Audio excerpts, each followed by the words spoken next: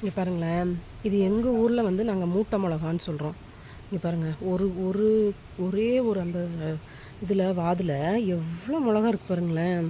Actually எங்கள் ஊரில் பருப்பில் போட்டு சிலர் சாப்பிடுவாங்க. ஆனால் எங்கள் வீட்டில் வந்து என் தம்பிக்கு சிலருக்கெல்லாம் வந்து பிடிக்கலன்னு சொன்னாங்க, அந்த டேஸ்ட்டு பிடிக்கலன்னு சொன்னாங்க.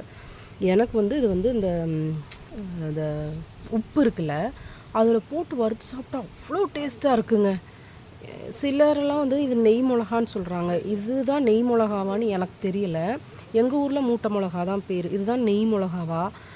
உங்கள் ஊரில் இது எப்படி சொல்லுவாங்கன்னு சொல்லுங்கள். இங்கே பாருங்க அவ்வளோ இருக்குது. இங்கே பாருங்களேன், இந்த வாதிலெல்லாம் பாருங்களேன், ஒரு இதில் எவ்வளோ மிளகா இருக்குன்னு. நாங்கள் இன்னும் பறிக்கவே ஆரம்பிக்கலை. இன்னும் யாருக்காவது வேணுமா, விற்கிறதுக்கு வேணுமா அப்படின்றது தெரியவே இல்லை. அதனால் அவ்வளோ இருக்குது. இது உங்களுக்கு யாருக்காவது வேணுமா, இதுதான் நெய் மிளகாவா, இல்லை உங்கள் ஊரில் இந்த மிளகாக்கு என்ன பேர் சொல்லுவாங்க அப்படிங்கிறத கமெண்ட்ஸில் சொல்லுங்கள். எனக்கு உண்மையாகவே தெரியல.